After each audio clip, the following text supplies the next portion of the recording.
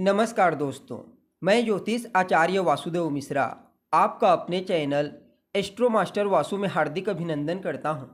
दोस्तों, आज का यह ज्योतिष का कार्यक्रम आप सभी वृश्चिक राशि वालों के लिए दैत्य गुरु शुक्राचार्य के राशि परिवर्तन प्रभाव को लेकर बड़ा ही खास कार्यक्रम साबित होगा।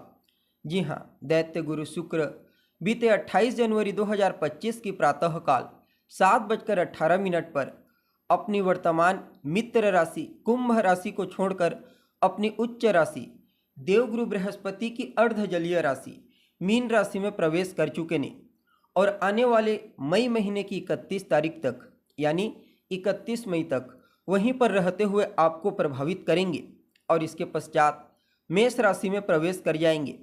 तो ऐसे में शुक्र का अपनी उच्च राशि से गोचर करना आप सभी वृश्चिक राशि वालों के लिए क्या परिणाम लेकर आया है। इस गोचर काल के दौरान शुक्र कहाँ कहाँ पर आपको श्रेष्ठ लाभ प्रदान करेंगे, तो कहाँ कहाँ पर आपको सावधानी बरतनी होगी और किस प्रकार शुक्र की ताकत आने वाले 124 दिनों में आपके जीवन काल में बड़ा चमत्कार करेगी। सभी बातें बहुत ही विस्तार के साथ आपको बताएंगे, इसलिए वीडियो को लास्ट तक देखिए। और अगर आप अपनी जन्म कुंडली पर हमसे परामर्श लेना चाहते हैं तो आपको हमारा कॉन्टैक्ट नंबर स्क्रीन पर और डिस्क्रिप्शन बॉक्स में मिल जाएगा, जहां से व्हाट्सएप के थ्रू अपॉइंटमेंट लेकर आप अपनी जन्म कुंडली का बड़ी बारीकी के साथ अध्ययन करवा सकते हैं।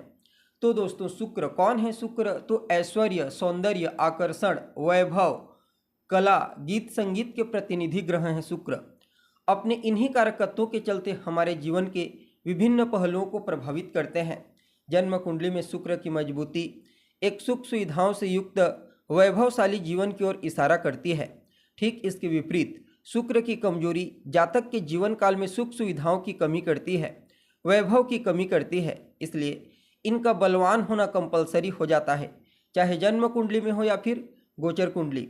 और इस बार तो गोचर कुंडली में पहले अपनी उच्च राशि में होने के चलते बलवान है, ऊपर से डिस्पोजिटर ग्रह देवगुरु बृहस्पति के साथ परिवर्तन योग में है। फलतः यह गोचर आपके लिए कई मामलों में वरदान की तरह कार्य करेगा। अब देखिए, आप सभी वृश्चिक राशि वालों के लिए दैत्य गुरु शुक्र का यह गोचर आपकी राशि से पंचम स्थान में हुआ है, अर्थात विद्या, बुद्धि, संतान के स्थान में। और शुक्र आपके लिए कैसे गोचर कर रहे हैं? तो आपके द्वादशपति और सप्तम पति बनकर परिणाम स्वरूप इस गोचर काल के दौरान आपको शिक्षा के क्षेत्र में श्रेष्ठ सफलता की प्राप्ति होगी। चाहे आप किसी भी फील्ड में कोई भी शिक्षा क्यों न ग्रहण कर रहे हैं, शिक्षा के दृष्टिकोण से इस गोचर को विशेष प्रॉफिटेबल कहा जा सकता है। आप अपने आकर्षक पर्सनैलिटी और अपनी विद्वता के चलते भी हर किसी को प्रभावित करेंगे। ईश्वर के प्रति आस्था भी पहले के मुकाबले ज़्यादा देखने को मिलेगी। यूँ समझ लीजिए कि इस गोचर काल के दौरान धार्मिक क्रियाकलाप, पूजा पाठ, धार्मिक कृत्य के क्षेत्र में आपकी रुचि जागृत होगी, जिससे आपके स्वभाव में भी उदारतापन जागृत होगा। दान पुण्य के कार्यों में भी बढ़ चढ़कर हिस्सा लेंगे और अपनी प्रतिभा का सही तरीके से इस्तेमाल करने का मौका आपको मिलेगा। यूँ समझ लीजिए, इस समय आप अपनी छिपी हुई प्रतिभा को लोगों के सामने जागृत करेंगे, यानी कि आपका टैलेंट पूरी दुनिया देखेगी। अपने टैलेंट के दम पर एक अलग मुकाम हासिल करेंगे और सामान्य से प्रयास से भी जितनी ज़रूरत होगी आपको उतनी धन की प्राप्ति हो जाएगी। इसके अलावा ये दोनों ग्रह मिलकर के बृहस्पति और शुक्र आपकी वाणी को भी प्रभावशाली बनाएंगे, आपकी वाक शक्ति को अट्रैक्टिव बनाएंगे। आप अपने वाणी के प्रभाव से लोगों को अपनी ओर अट्रैक्ट करेंगे। और जो लोग वाणी से संबंधित कार्य करते हैं, यानी कि जिनका काम ही है बोलना, उनके लिए तो कहना ही नहीं। आप अपनी बुद्धिमत्ता, अपने टैलेंट को अपनी वाणी के द्वारा लोगों के सामने अभिव्यक्त करेंगे। आकस्मिक लाभ मिलने की भी प्रबल संभावना बनी हुई है। या तो आपको आपका रुका हुआ पैसा प्राप्त हो जाए, फंसा हुआ पैसा, या फिर किसी बड़े प्रोजेक्ट में आकस्मिक रूप से धन की प्राप्ति आपको हो जाए। हालांकि यहाँ पर शुक्र राहु के साथ युति में है, इसलिए विद्यार्थियों का मन तो पढ़ाई लिखाई में लगेगा, लेकिन तब जब वो अपने आप को भौतिकता से डिटैच कर लेंगे। ऐशो आराम, भोग विलास से जितना ज़्यादा विद्यार्थी दूर रहेंगे, उतना ही ज़्यादा पढ़ाई के प्रति उनका ध्यान केंद्रित रहेगा। बाकी कला के क्षेत्र में भी आप अपनी पकड़ मजबूत करेंगे। खास करके लेखन कला के क्षेत्र में आपकी रुचि अन्य कला के मुकाबले ज़्यादा होगी। राजनीति के दृष्टिकोण से भी समय को फेवरेबल कहा जा सकता है। अगर आप एक पॉलिटिशियन हैं तो इस गोचर काल के दौरान आपको अपने साथ काम करने वाले सहयोगियों का भरपूर सहयोग मिलेगा। साथ ही साथ जनता के बीच भी आप पॉपुलर होंगे।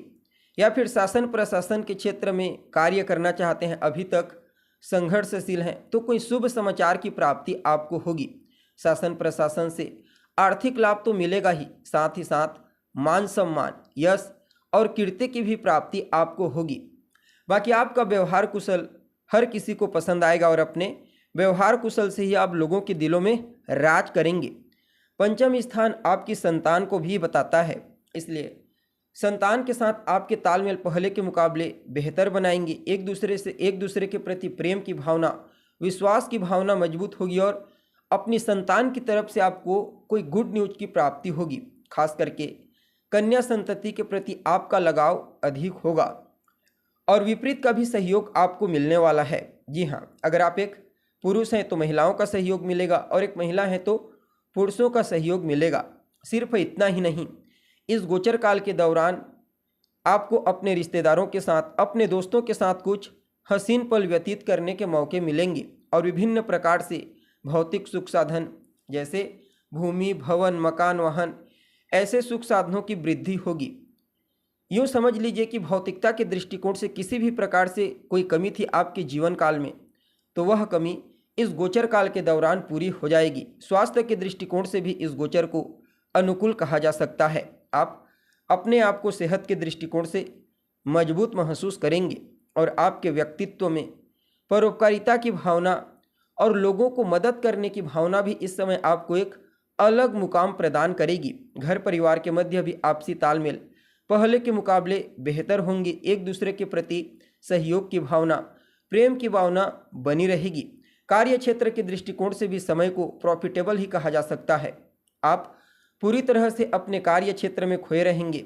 इसके पीछे कारण है उत्तरोत्तर कार्य में आपको सफलता की प्राप्ति का होना, जिससे जितना ज़्यादा हो सके आप अपने कार्य क्षेत्र में अपना समय देंगे और उसी समय की बदौलत आपको श्रेष्ठ रिजल्ट की प्राप्ति होगी।